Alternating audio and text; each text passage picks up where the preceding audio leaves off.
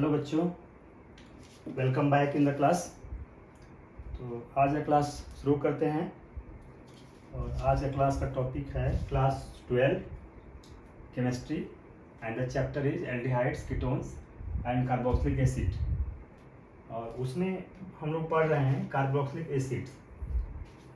Carboxylic acid में इससे पहले वाले क्लास में हमने बताया था physical properties of carboxylic acid और आज हम लोग पढ़ेंगे केमिकल रिएक्शंस या chemical properties of carboxylic acids.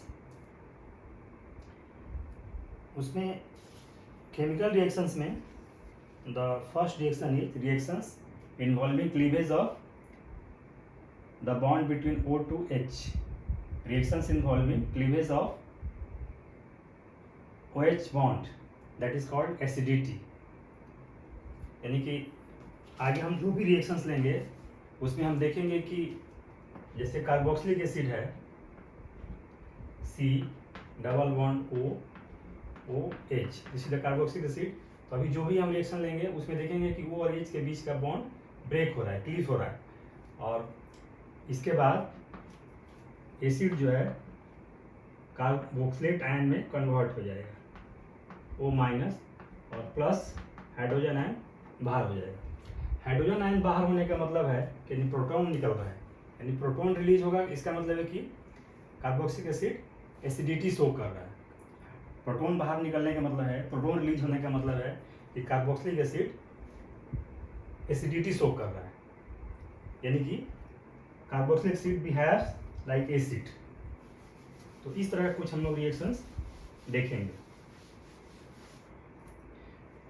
जैसे कि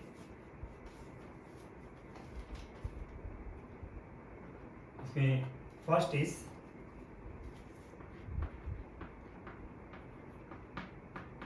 reaction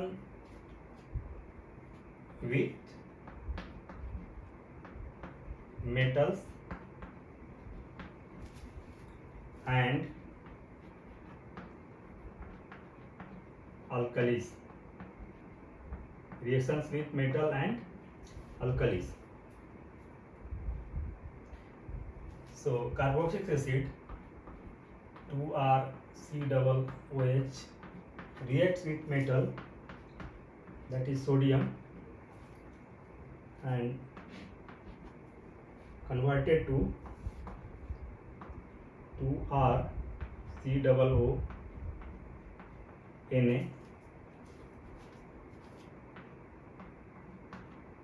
plus hydrogen gas, यानी कि carboxylic acid is converted to sodium salt of carboxylate ion, या कह सकते हैं sodium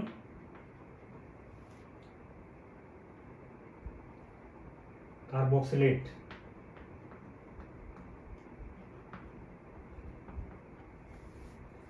RCOO minus is the carboxylate ion और उसमें सोडियम जुड़ा है, तो this is sodium carboxylate.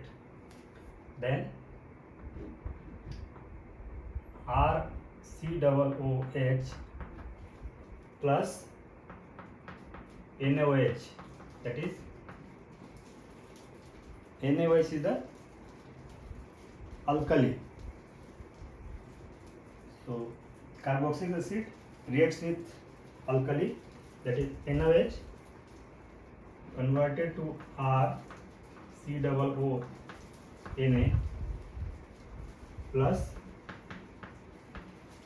water. Again this is sodium carboxylate, sodium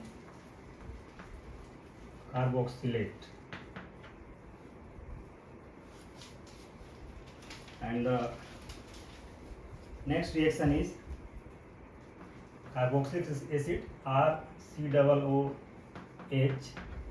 plus NaHCO3 sodium bicarbonate is converted to RCOONA sodium carboxylate plus water molecule and plus CO2 gas. So this reaction is very important, क्योंकि इस reaction से हमें carboxylic acid का presence का भी पता चलता है, यानी कि इस रिएक्शन से हम आइडेंटिफाई कर सकते हैं कि इस कंपाउंड में कार्बोक्सिलिक एसिड या कार्बोक्सिल ग्रुप है या नहीं। जब सोडियम बाइकार्बोनेट से एक रिएक्शन करते हैं तो कार्बन डाइऑक्साइड निकलता है जो इफरवेसेंस की तरह, यानी तो CO2 releases with effervescence,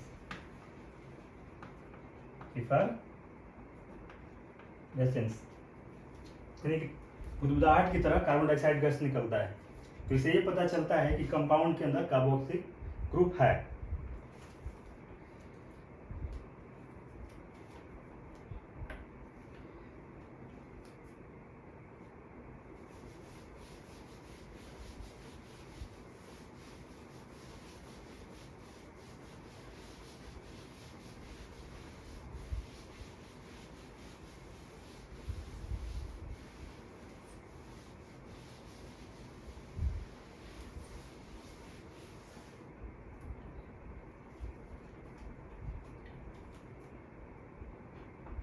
Next is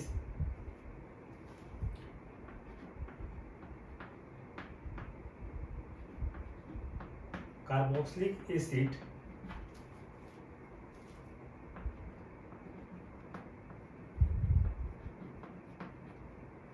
dissolve, or you can say dissociate. Carboxylic acid dissociate in water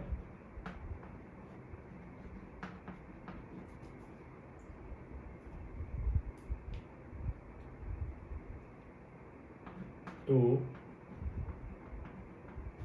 give resonance stabilized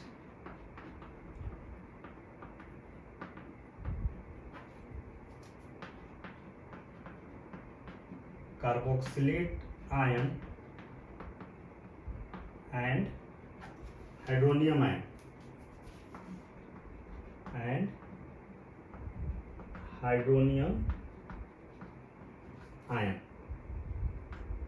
यानी carboxylic acid dissociate in water to give resonance stabilized carboxylate ion and hydronium ion, जैसे कि RC double bond OH when reacts with water, और तो ये water के साथ dissociate हो जाता है, यानी कि कार्बोक्सिलिक एसिड आयंस में टूट जाता है।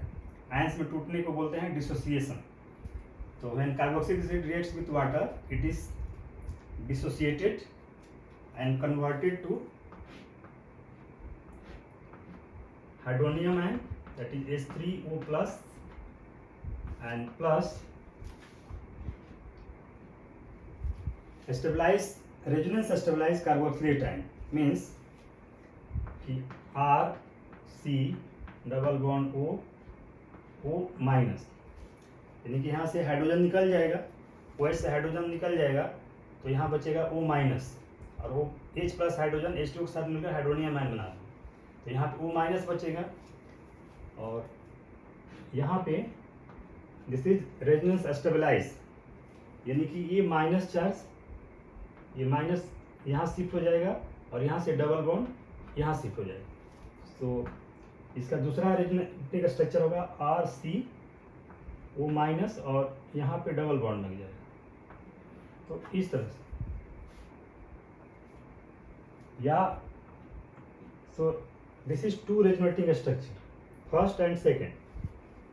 तो इसका रेजोनेंस हाइब्रिड होगा, यानी कि बीच का RC, यहाँ सिंगल बॉन्ड होगा और यहाँ भी सिंगल बॉन्ड, और डबल बॉन्ड इस तरह से डॉट लाइन की तरह दोनों पे हो जाएगा, और यहाँ पे हो जाएगा minus charge. Overall there is minus charge at carboxylate ion. So this is hydronium ion,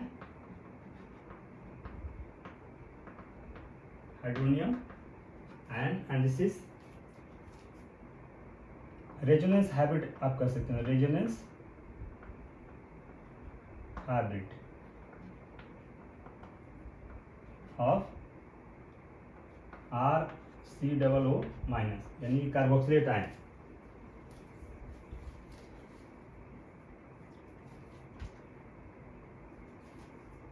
So this is the reaction. So for above reaction,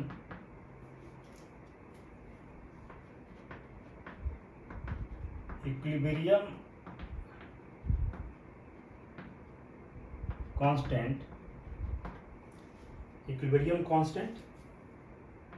that is K equilibrium is equal to, जब equilibrium constant निकालते हैं तो molar concentration of product dividing by molar concentration of reactant. So molar concentration product में hydronium ion है and carboxylate ion है। सो उसको हम लिखेंगे molar concentration of hydronium ion H3O plus into molar concentration of CH3COO minus dividing by molar concentration of acid RCOOH into molar concentration of water. Let this equation first.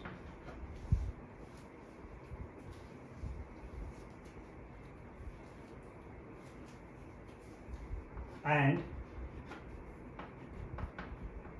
acid dissociation constant, that is Ka equal K equilibrium into concentration of water. Let this equation 2.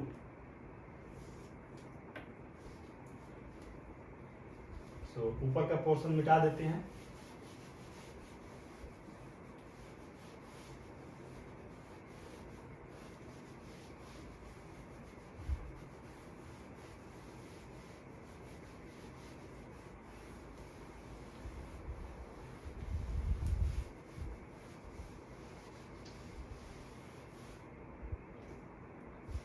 So this is equation 1 and this is equation 2. So यहाँ पे लिख सकते हैं from equation 1 and 2.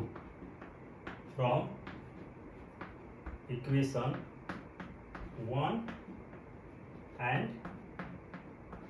2 we have, इन दोनों equation को equalise करेंगे तो इस इक्वेशन में 2 में फर्स्ट की वैल्यू रखेंगे, यानी डिस्ट्रीब्यूशन कांस्टेंट ऑफ एसिड में इक्विलिब्रियम कांस्टेंट की वैल्यू रखेंगे तो वाटर मॉलिक्यूल दोनों साइड में ऊपर और नीचे कैंसिल हो जाएगा। सो बचेगा K equal concentration of hydronium ion into concentration of carboxylate ion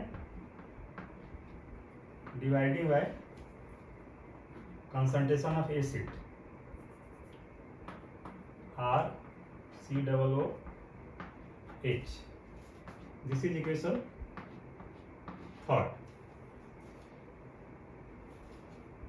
And K is the dissociation constant of acid.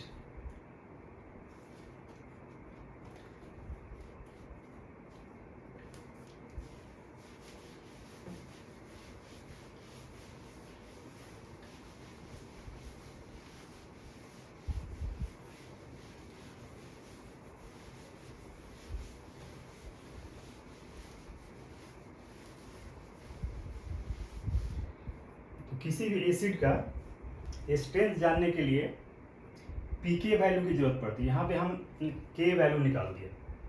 So PK equal minus log के, क्योंकि एसिड का स्ट्रेंथ जानने के लिए पीके वैल्यू की जरूरत पड़ती है। तो इस के की हेल्प से पीके इक्वल माइनस लॉग के। वैसे ही जैसे कि पीएच का हम वैल्यू निकालते हैं, जैसे कि pH equal minus log hydrogen ion concentration होता है इस तरह से। उसी तरह से pH की जगह पे pK equal minus log Ka।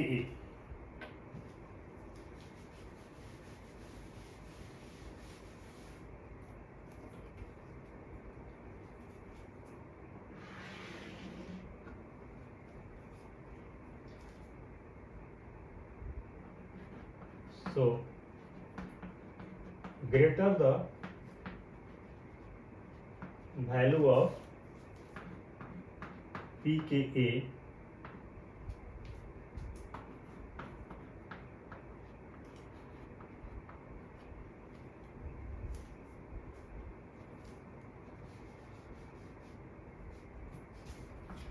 smaller होगा, smaller the value of Ka, stronger is acid। यानी कि यदि pK की वैल्यू स्मॉलर होगा तो एसिड स्ट्रॉन्गर होगा, और यदि pK की वैल्यू ज़्यादा होगी तो एसिड वीक होगा। Smaller the value of pK, stronger is acid. So कुछ एसिड का हम वैल्यू देखते हैं pK का। So pKa of HCl acid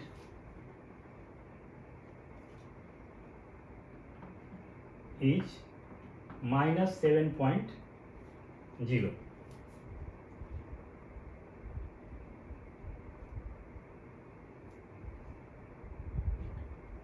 then pKa of acetic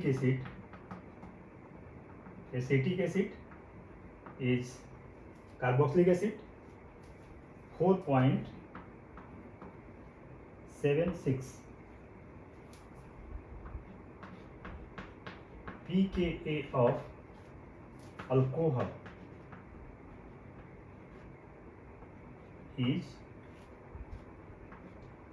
about 16, and pKa of phenol is 10।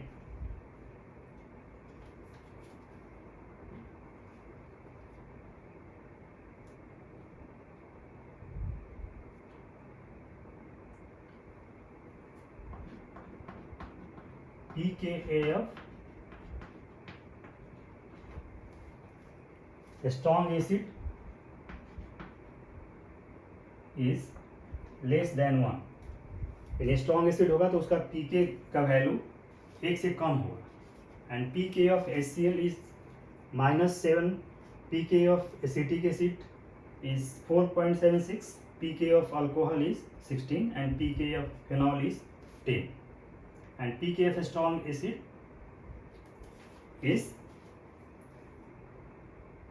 Less than 1, यानी 1 से कम होता है। जैसे कि हम देख रहे हैं HCl इज स्ट्रॉन्ग एसिड, सो इसकी वैल्यू -7 आ रही है।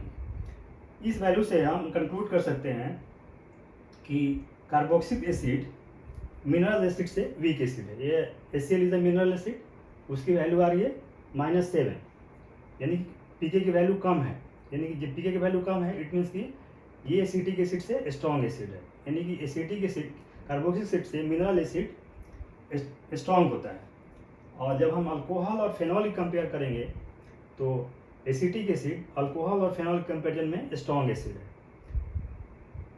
तो ये हमें पता है कि अल्कोहल और फेनॉल में फेनॉल इज स्ट्रॉन्गर एसिड, क्योंकि यहाँ पे वैल्यू फेनॉल की वैल्यू 10 आ रही है और अल्कोहल की वैल्यू 16 आ रही है। इट मीन्स कि phenol is stronger acid than alcohol. वो हमें पता है क्योंकि फेनॉल जो है रेजोनेंस शो करता है, जिसकी वजह से इसकी एसिडिटी बढ़ जाती है। यहाँ पे कार्बोक्सिलिक एसिड फेनॉल से ज़्यादा स्ट्रॉन्गर है, तो उसका हम रीजन देखेंगे कि कार्बोक्सिलिक एसिड फेनॉल से ज़्यादा स्ट्रॉन्गर एसिड क्यों है।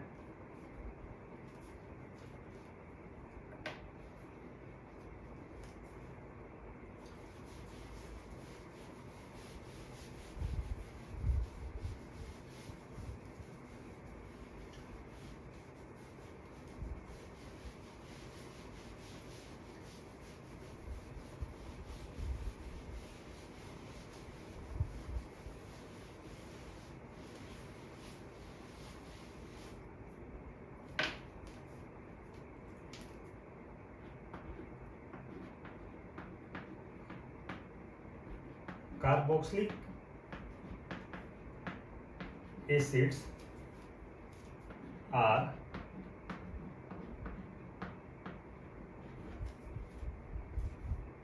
stronger acids than phenol। Phenol से कार्बोक्सिलिक एसिड स्ट्रॉन्गर एसिड होता है। तो ऐसा क्यों होता है?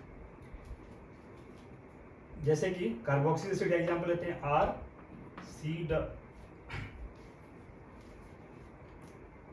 सी double bond O H, this is the carboxylic acid. और हम फिनॉल का भी स्ट्रक्चर ले सकते हैं।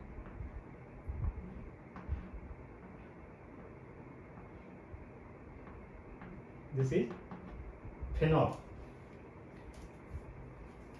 यहां से जब एक हाइड्रोजन हट जाएगा, यहां से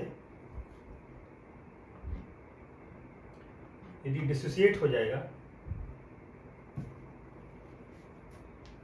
suppose R C double bond O minus and plus H plus, तो एसिड से जब हाइड्रोजन आयन निकल जाता है, रिलीज होता है एज ए प्रोटॉन के फॉर्म में, तो जो रेस्ट ऑफ पार्ट जो बचता है इसको बोलते हैं conjugate base.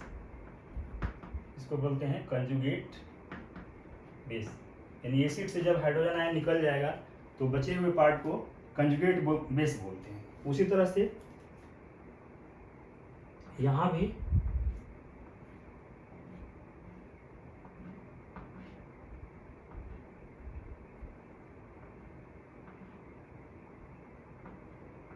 Minus and plus H plus ion, so इसको बोलते हैं फेनॉक्साइड आयन। फेनॉक्साइड यानी फेनॉल से जब हाइड्रोजन आयन निकल जाएगा तो फेनॉक्साइड आयन में कन्वर्ट हो जाएगा। फेनॉक्साइड आयन भी कंजुगेट बेस है। कंजुगेट बेस, तो किसी भी एसिड का कंजुगेट बेस जितना ही स्टेबल होगा वो एसिड उतना ही स्ट्रांग होगा। किसी भी एसिड का कंजुगेट बेस जितना स्टेबल होगा वो एसिड उतना ही स्ट्रॉन्गर होगा। तो यहाँ पे हम देख रहे हैं कि कार्बोक्सिलिक एसिड का कंजुगेट बेस यानी कार्बोक्सिलिक एसिड जब डिसोसिएट करता है और हाइड्रोजन आयन जब रिलीज करता है तो ये कार्बोक्सिलेट आयन में कन्वर्ट हो जाता है। तो जब carboxylate ion, this is the carboxylate ion, और यहाँ पे हम देख रहे हैं फेनॉक्साइड आयन।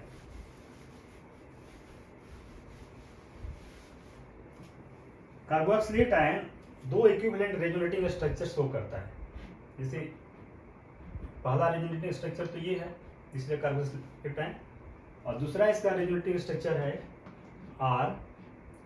तो ये जो नेगेटिव चार्ज है वो यहाँ शिफ्ट हो जाएगा और इसका डबल बॉन्ड का एक बॉन्ड यहाँ शिफ्ट हो जाएगा। सो ये कन्वर्ट हो जाएगा आर सी ओ माइनस और डबल बॉन्ड यहाँ हो गया। तो ये दूसरा रेजोनेटिंग स्ट्रक्चर सेकेंड। तो इस तरह से कार्बोक्सिलेट आयन दो इक्विवेलेंट रेजोनेटिंग स्ट्रक्चर शो करता है। यदि हम यहाँ फेनॉक्साइड आयन में देखें तो यहाँ पे जैसे नेगेटिव चार्ज है तो यहाँ शिफ्ट हो जाएगा और इसका डबल बॉन्ड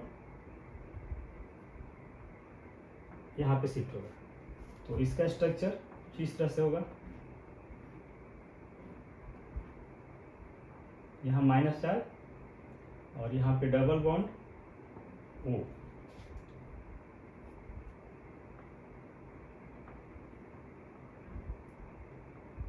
इस तरह से, यानी this is first and this is second. लेकिन फेनॉक्साइड में देख रहे हैं कि दो इक्विवेलेंट नहीं है। ये रेजोनेटिव स्ट्रक्चर शो तो कर रहा है लेकिन दो इक्विवेलेंट शो नहीं कर रहा है। यहाँ पे देख रहे हैं दोनों ऑलमोस्ट सेम तरह के हैं। यहाँ पे भी ऑक्सीजन पे नेगेटिव चार्ज है यहाँ पे, और दूसरे स्ट्रक्चर में भी ऑक्सीजन पे ही नेगेटिव चार्ज है। यहाँ पे ऐसा नहीं है, यहाँ पे ऑक्सीजन पे नेगेटिव चार्ज है और यहाँ पे कार्बन पे नेगेटिव चार्ज हो गया। तो इसका फर्स्ट रीजन तो ये है कि कार्बोक्सिलेट आयन दो रेजोनेटिव स्ट्रक्चर शो कर रहा है। अच्छा, नेक्स्ट बात ये है कि यहाँ पे देख रहे हैं कि जो नेगेटिव चार्ज है वो दूसरे स्ट्रक्चर में, दूसरे ऑक्सीजन पे इसका नेगेटिव चार्ज शिफ्ट हो जाता है। तो यहाँ पे देख रहे हैं कि दो इक्विवेलेंट यानी ऑलमोस्ट सेम तरह का रेडियोटिव स्ट्रक्चर शो कर रहा है। और नेगेटिव चार्ज वहाँ पे है जो कि मोस्ट इलेक्ट्रोनेगेटिव है, यानी कार्बन ऑक्सीजन की कंपेयर करें तो ऑक्सीजन इज मोर इलेक्ट्रोनेगेटिव। यानी मोर इलेक्ट्रोनेगेटिव का मतलब कि ऑक्सीजन इलेक्ट्रॉन रखना चाहता है, यानी कि नेगेटिव चार्ज वहाँ पे है जो इलेक्ट्रॉन रखना चाहता है। तो इसलिए यहाँ पे किसी तरह का कोई दिक्कत नहीं है दोनों स्ट्रक्चर में। लेकिन यहाँ पे फर्स्ट एक्सेस में देख रहे हैं कि ऑक्सीजन पे नेगेटिव चार्ज है, इट इज़ राइट।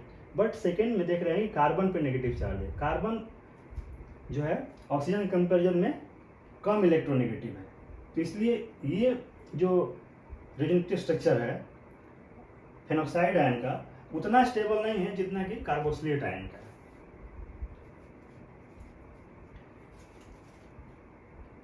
और नेक्स्ट रीजनिंग में भी या नेक्स्ट रीजन में भी यहाँ पे देख रहे हैं कि जो इलेक्ट्रॉन का डीलोकलाइजेशन हो रहा है, यानी एक इलेक्ट्रॉन जब दोनों स्ट्रक्चर में इलेक्ट्रॉन का डीलोकलाइजेशन मोस्ट इलेक्ट्रोनेगेटिव एटम पे हो रहा है। इन कार्बन ऑक्सीजन की तुलना करेंगे तो ऑक्सीजन इज मोर इलेक्ट्रोनेगेटिव। तो यहाँ पे दोनों स्ट्रक्चर में देख रहे हैं कि ऑक्सीजन पे नेगेटिव चार्ज है, लेकिन वहाँ पे ऐसा नहीं है फेनॉक्साइड आयन में।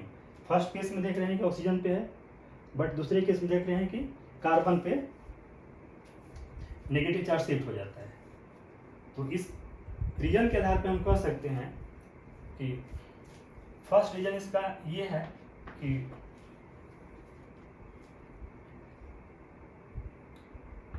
लिख सकते हैं कि इन carboxylate ion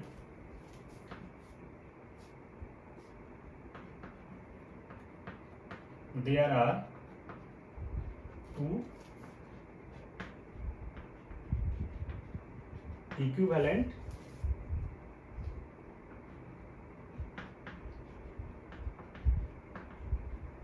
stabilized resonance structure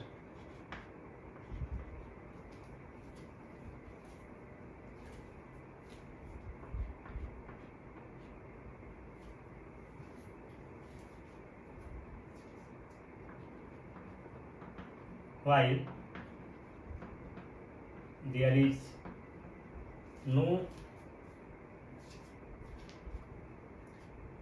while there is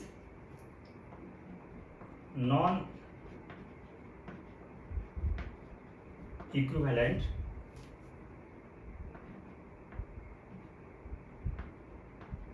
resonance structure in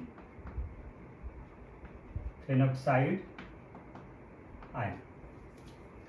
In carboxylate ion, there are two equivalent stabilized resonance structures, while there is non-equivalent resonance structure in phenoxide ion. दूसरा इसका कारण है कि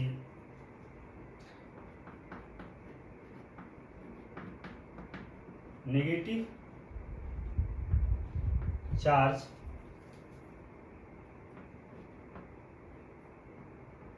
is present over more electronegative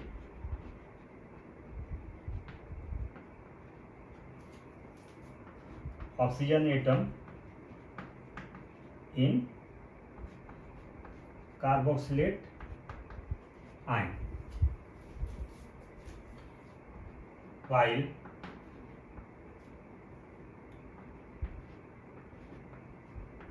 negative charge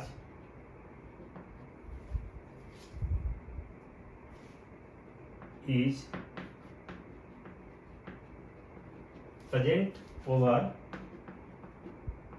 oxygen and less electronegative carbon atom in phenoxide है। Phenoxide ion. तो ये दो तीन रीजन है जिसके आधार पर हम ये कह सकते हैं कि carboxylate ion is more stable then phenoxide.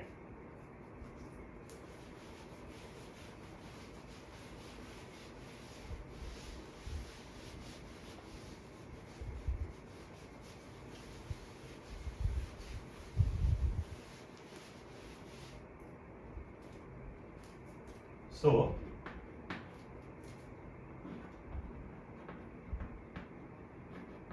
carboxylate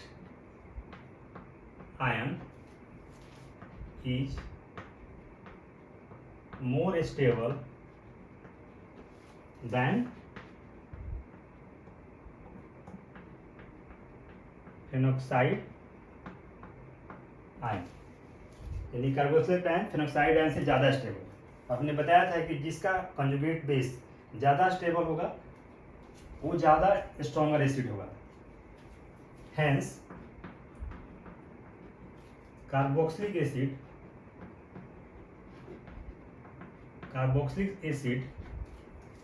is stronger than phenol, इसलिए कार्बोक्सिलिक एसिड फेनॉल से ज़्यादा स्ट्रॉन्गर एसिड है। So carboxylic acid is stronger than phenol.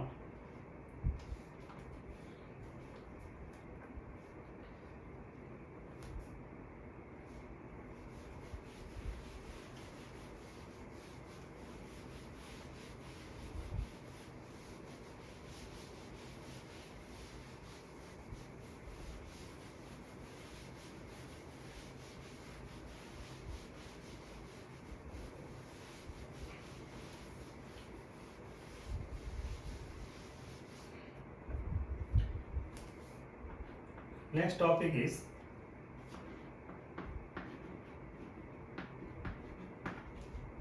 effect of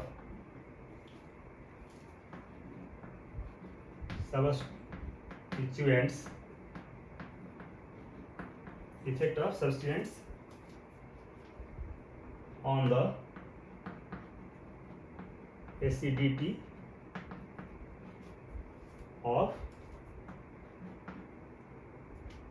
carboxylic acid।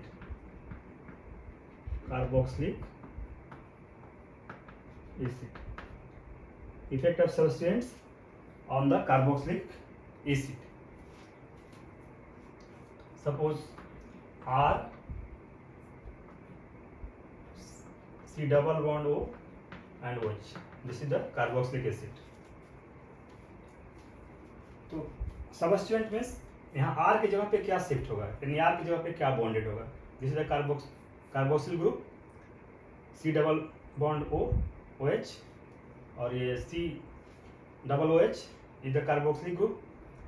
और उसके साथ जो यहाँ पे R यानी अल्काइल ग्रुप या राइल ग्रुप या हाइड्रोजन जुड़ा होता है, इसकी जगह पे सबस्टिट्यूएंट क्या होगा।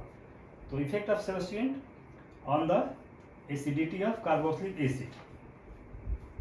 जैसा कि मैंने बताया था कि कार्बोक्सिलेट आयन जितना स्टेबल होगा वो एसिड उतना ही ज़्यादा स्ट्रॉन्गर होगा। तो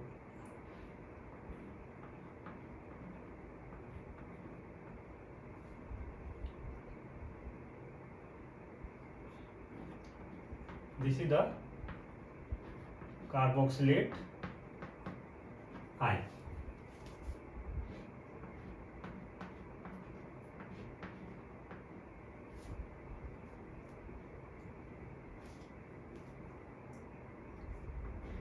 This is also carboxylate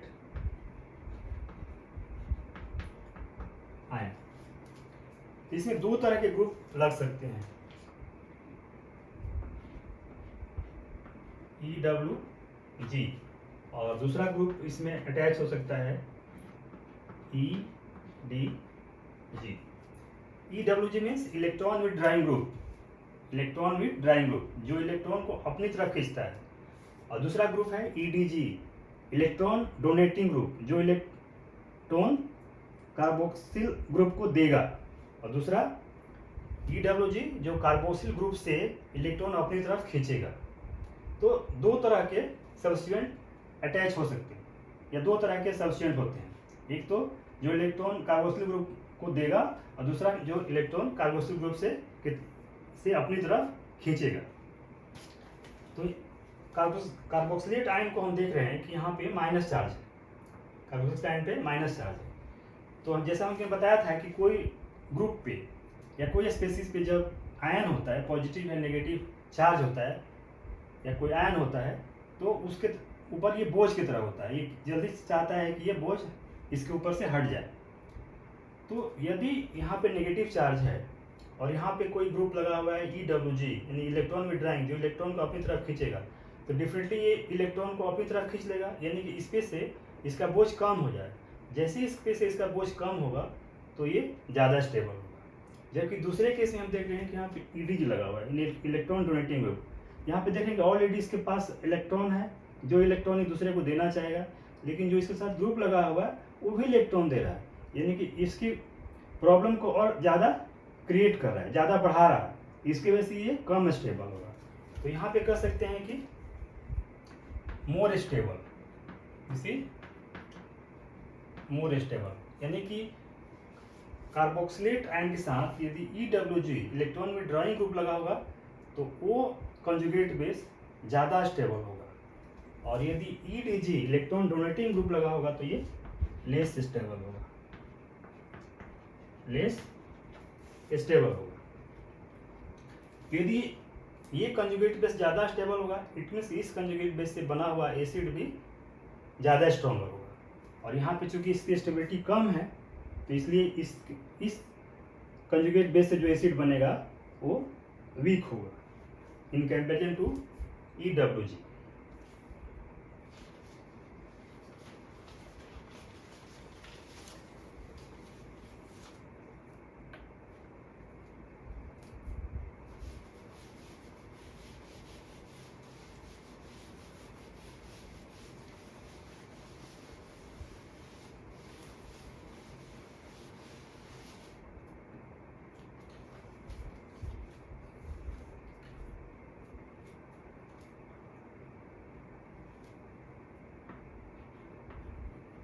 The effect of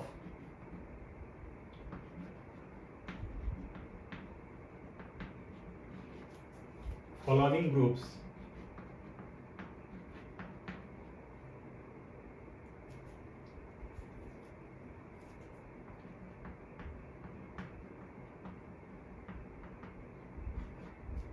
increasing acidity, increasing acidity order. The effect of following groups increasing acidity order, like phenyl group is less than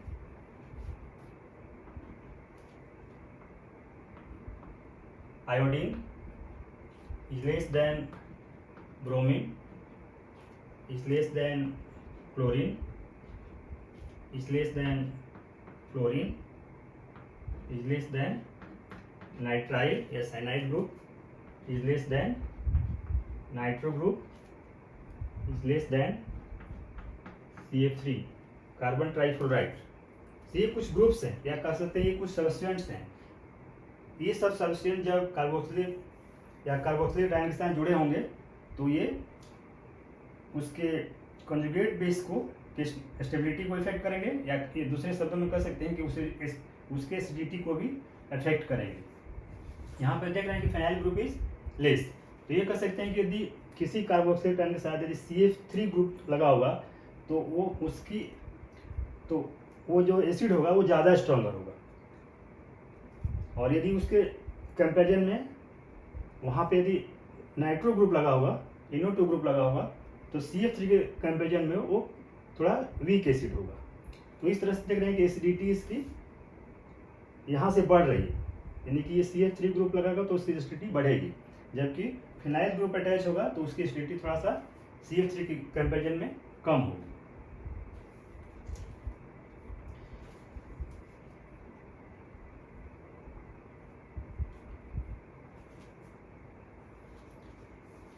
लेकिन यही phenyl group यदि direct attach होगा direct यदि phenyl group ring के साथ attach होगा तो उस केस में उसकी एसिडिटी बढ़ जाती है, क्योंकि जैसे फिनाइल ग्रुप में देखेंगे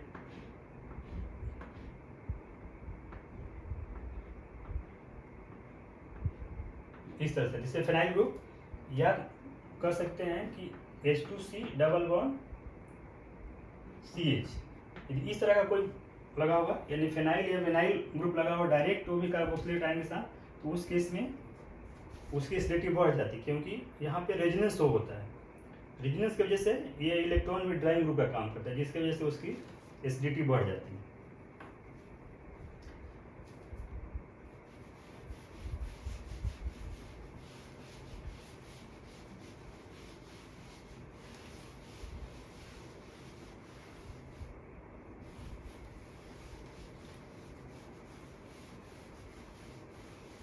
कुछ एग्जाम्पल समझते हैं कि जब सब्स्टेंट ग्रुप कार्बोक्सिलेट या कार्बोक्सिल ग्रुप के साथ जब लगा होता है तो उसकी एसिडिटी कैसे बढ़ती करती है। फॉर एग्जाम्पल जैसे कि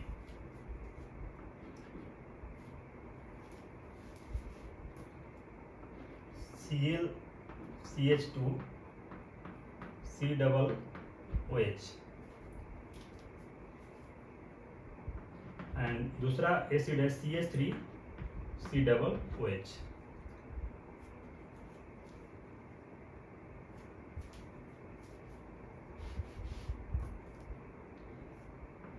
यहाँ लिख सकते हैं stronger acid than CH3 C double OH. This is the Cl chloride।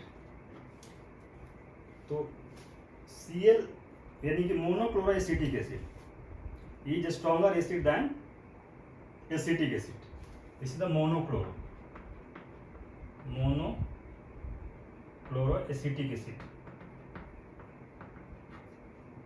This chlorine is the electron withdrawing group. इसके इलेक्ट्रोनेगेटिविटी ज़्यादा है, तो इलेक्ट्रॉन विड्राइंग ग्रुप लगा है तो ये क्या करेगा कि यहाँ से इलेक्ट्रॉन अपनी तरफ खींच लेगा, यानी जैसे ही एसिड में कन्वर्ट होगा हाइड्रोजन बाहर निकलेगा और कार्बोक्सिलिक आयन में कन्वर्ट होगा, तो उस केस में जैसे ही वहाँ माइनस चार्ज आएगा वो माइनस चार्ज क्लोरीन अपनी तरफ खींच लेगा। अपनी तरफ खींच लेगा तो इसकी जो कार्बोक्सिलेट आयन है वो ज़्यादा स्टेबल होगा और इस तरह से इस एसिड का एसिडिटी बढ़ जाए। यानी कह सकते हैं कि monochloro acetic acid is stronger than acetic acid. दूसरा example FCH2 C double OH is a stronger acid than Cl CH2 C double OH। यहाँ पे दोनों तरफ हैलोजन ग्रुप लगा हो, यहाँ पे फ्लोरीन लगा हो और यहाँ पे क्लोरीन लगा है, लेकिन fluorine is more electronegative. Fluorine chlorine comparison में ज़्यादा इलेक्ट्रोनेगेटिव है, यानी कि इलेक्ट्रॉन का अपनी तरफ ज़्यादा इफिशियंसी से अट्रैक्ट करेगा। इसलिए monofluoro acetic acid is stronger acid than monochloro acetic acid, क्योंकि fluorine is more electronegative than chlorine. और यदि इसकी इलेक्ट्रोनेगेटिव देखेंगे, electronegativity order is fluorine is greater than chlorine and chlorine is greater than bromine। तो इसका electronegativity का order ये है, यानी फ्लोरीन सबसे ज़्यादा इलेक्ट्रोनेगेटिव है, इसके बाद क्लोरीन और सबसे लास्ट में bromine. And the third example is Cl3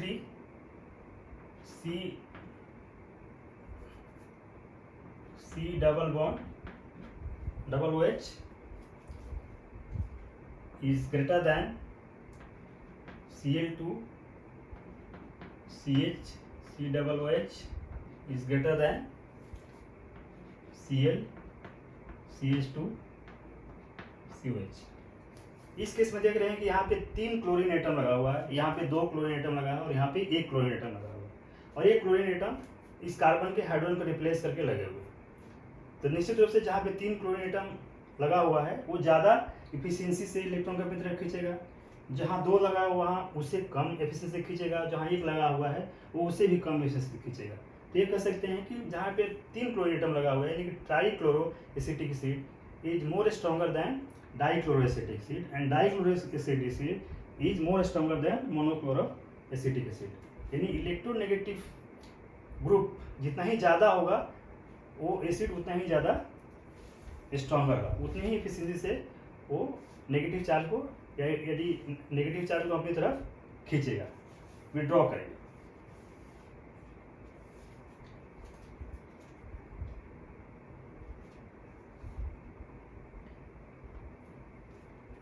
And the last example is CH3 CH2 CH COOH is greater than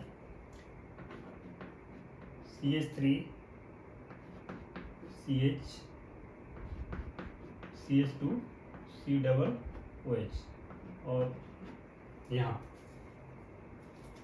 इसका नाम है alpha chloro butyric acid, butyric acid, और इसका नाम है beta chloro butyric acid.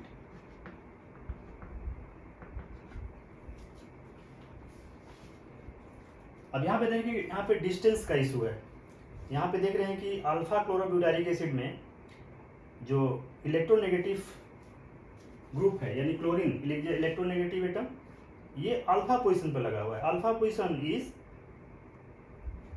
Nearest to the carboxylate ion, और you can say alpha position is nearest to the carboxyl group. यहाँ पे देखेंगे, यहाँ पे क्लोरीन एटम बीटा पोजीशन पर लगा हुआ है कि ये अल्फा के कंपेरिजन में ज़्यादा दूरी पर लगा हुआ है। जो फंक्शनल ग्रुप है कार्बोक्सिल ग्रुप, उससे ज़्यादा डिस्टेंस पर बीटा क्लोरो ब्यूटारिक एसिड में क्लोरीन एटम लगा हुआ है, यहाँ पे कम डिस्टेंस पर लगा हुआ है। तो ये कह सकते हैं कि alpha chloro butyric acid is more acidic than beta chloro acetic acid, क्योंकि कम डिस्टेंस पे लगे होने की वजह से इसका इफेक्ट, इलेक्ट्रॉन विड्रॉइंग का इफेक्ट इस ग्रुप में ज़्यादा होगा इन कंपेरिजन टू, चूँकि यहाँ पे ज़्यादा डिस्टेंस में लगा हुआ है। और यहाँ पे जो हम ग्रेटर का साइन दे रहे हैं वो एसिडिटी के लिए दे रहे हैं। हम ये बताना चाह रहे हैं कि this acid is more acidic than this acid, यानी कि trichloro acetic acid is more stronger acid, और you can say stronger acid than dichloro acetic acid.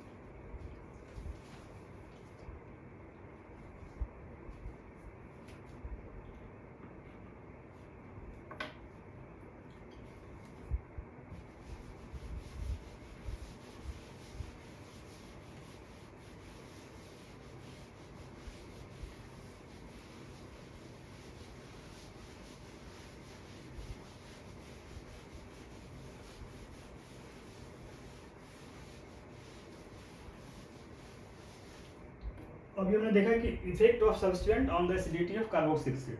अभी हमने जो एग्जांपल लिए था एलिफेटिक कार्बोक्सिलिक एसिड का एग्जांपल लिया था। अभी थोड़ा एग्जांपल हम एरोमेटिक कार्बोक्सिलिक एसिड का देखते हैं। सो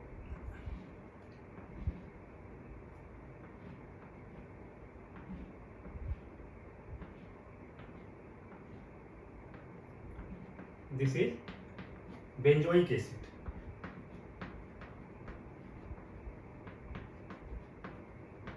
this is simple aromatic acid, और बेंजोइक एसिड का पीके वैल्यू pKa इक्वल 4.19 होता है, 4.19, and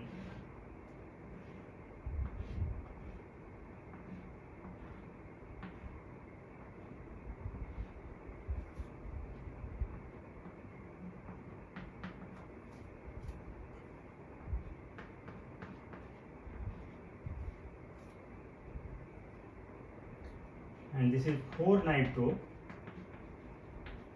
benzoic acid.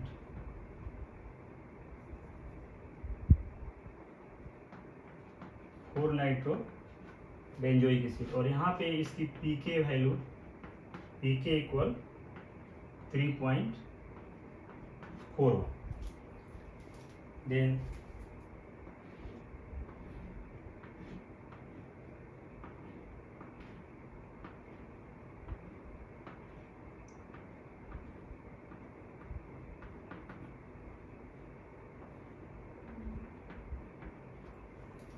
this is 4-methoxy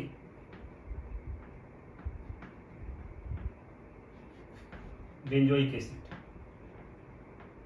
4-methoxy benzoic acid, और इसका pK वैल्यू pK इक्वल 4.46. सो यहाँ पे कार्बोक्सी या बेंजोइक एसिड में नाइट्रो ग्रुप लगा है, और nitro group is the electron withdrawing group EWG, electron withdrawing group है, जबकि यहाँ पे मिथॉक्सी ग्रुप लगा हुआ. Methoxy group is electron donating group. Electron donate करेगा, ये बेंजीन रिंग को देगा, और ये इलेक्ट्रॉन कार्बोक्सिल ग्रुप तक चला जाएगा.